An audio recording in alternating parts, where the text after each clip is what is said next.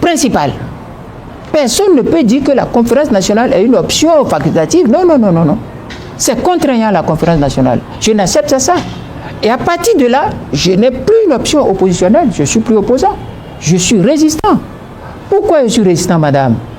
La révision de 2019 a été possible parce qu'on a chassé la contradiction et la divergence du Parlement. En chassant la contradiction et la divergence du Parlement, on a un Parlement monocolore. On n'a plus le peuple pluriel au sein du Parlement. On a un Parlement partial, 100% partial. On n'a plus le peuple. Cette révision n'est pas légitime. Vous savez, madame, qu'un pouvoir, une autorité, c'est deux sources. L'autorité doit être légitime, le pouvoir doit être légal. La légalité doit s'appuyer sur la légitimité, sinon elle est une illégalité. Mais comme elle s'impose comme légalité, elle est du despotisme, de la dictature, elle est de l'exercice de pouvoir personnel. Donc, Patrice Talon a fait quoi? Quand il a chassé tout le monde, il révise la Constitution. Ce n'est pas une révision, c'est de la triche. Et à partir de cette révision qui est une fraude, une triche, un vol, une usurpation, il déroule le tapis et il dit oui, j'ai révisé. Il s'octroie 45 jours de bonus, un pouvoir usurpé, un mandat usurpé, volé. 45 jours, c'est volé. C'est de la triche. Personne ne lui a donné 45 jours. C'est de la triche. Parce que ça vient d'une source monocolore, illégitime. L'autorité qui ne tient pas son pouvoir du peuple uni est une autorité illégitime.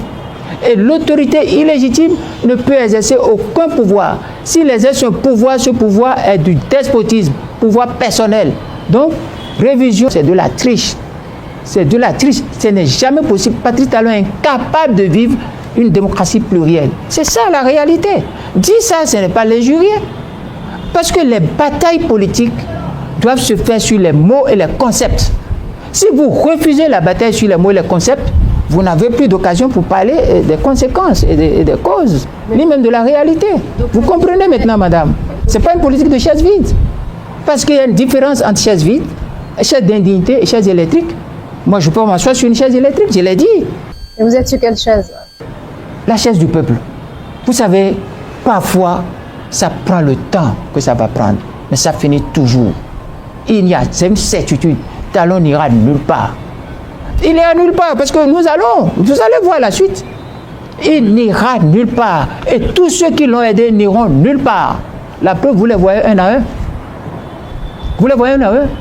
Quelle est cette réforme où aucun parti politique n'est capable aujourd'hui de dire j'ai un candidat?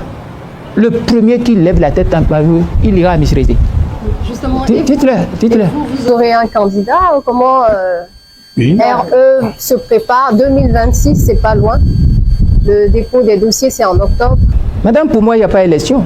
En 2026? Non, il n'y a pas élection. C'est la même comédie qui continue. Parce que tout ce qui est projeté sur 2026, à quelle source, madame? C'est dans la mafia qu'on dit oui, oubliez, c'est déjà passé. C'est dans la mafia qu'on dit que le passé est derrière nous, avançons. En politique, on construit chaque pas du présent et chaque projection du futur sur le passé. Or, quelle est la source du pouvoir de Talon aujourd'hui? Sa source, c'est le Parlement monocolore de 2019. Ce n'est pas le peuple, madame. C'est les copains coquins partisans de Talon qui ont octroyé à Talon ce que Talon veut. Ce n'est pas le peuple. Mais là, il dit qu'il s'en va en 2026. Il s'en va. Qui lui a dit qu'il va où? Qui lui a dit de ne pas aller? C'est en quoi ce que lui dit engage le peuple? C'est lui qui parle. Quand je vois les gens dire Talon dit il ne veut pas parler, Talon dit il ne veut pas partir, il part, ça fait le problème de ceux qui écoutent. Vous croyez en son départ? Je n'ai pas à croire à Talon puisqu'il n'a pas de parole. Mais il a dit qu'il est un homme de parole. Mais ça, il fait de la rhétorique. Il vous ment. Vous n'y croyez pas? Mais quelqu'un qui a une parole, madame, entre vous et moi, et entre lui et moi, on se regarde lui et moi, et entre le peuple, Talon a de parole. Mais pourquoi il a dit je ferai du mandat unique une exigence morale? Vous savez ce qu'on appelle l'exigence morale? L'homme propose, mais Dieu dispose. Vous prenez, vous dites que Dieu est vicieux, c'est ce que vous voulez dire? Non, Dieu, c'est la perfection, Dieu. Est-ce que vous pouvez dire que Dieu est vicieux? Vous ne pouvez pas le dire. Vous ne pouvez pas dire que Dieu est imperfection. Ne ramenez pas Dieu dedans. Parce que c'est des techniques d'argumentation qui refusent d'attaquer le mal et qui prennent on parle d'argumentation ad rem. Ad rem, c'est pas bon. C'est pas bon. Pas le fait, non. Dieu est à part. Certains vont vous dire, argumentation par l'autorité. Dieu est une autorité. Dieu est à part. Dieu n'est pas dans cette affaire. Si c'est comme ça, nous tous, nous pouvons devenir menteurs dans la société, aller dire à nos enfants, exigence morale, mentez. Qui a forcé Patrice Talon pour dire, je ferai du mandat unique une exigence morale? Je vais vous faire une confidence. Vous savez, le jour où nous allons déposer les dossiers de Patrice Talon pour les élections de 2016, c'est moi qui vous parle. Nous étions 5.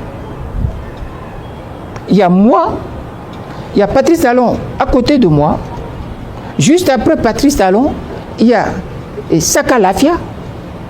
Et après Saka Lafia, il y a Djogbenou. Et après Djogbenou, il y a l'autre là, Boka Olivier. Et lorsqu'on a fouillé les dossiers, on était le matin vers 7h35, 8h. Quand on a fini les dossiers, on voulait se lever. J'ai dit non, attendez. J'ai dit à Patrice Talon, cette affaire de mandat unique là, parlons-en. Je sais pourquoi j'ai posé cette question. Je sais. Parlons-en. Parce que techniquement, le désordre, le désastre gouvernemental, le leadership pathologique de Yahya Boni ne permet pas pour que lorsqu'un président va venir au pouvoir, il puisse faire 5 ans et partir. C'est faux.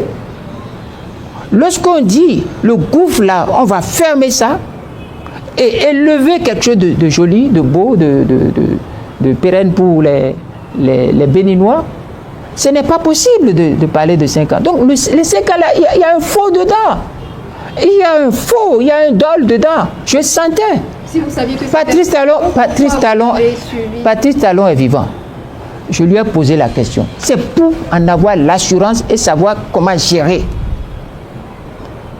Celui qui vous parle, je suis un homme d'expérience, un homme de parcours, théoricien et praticien, sac au dos. Dans la vie politique, j'ai commencé à moins de 17 ans, j'ai été à la conférence, j'ai parcouru tout ce qui a à partir du temps moderne du pays.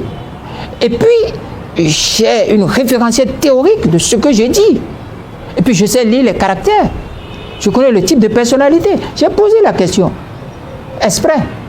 J'ai dit, mais quand on va fermer les trous de Yahya Boni, changement en refondation, nous serons autour de 2 ans, 2 ans et demi.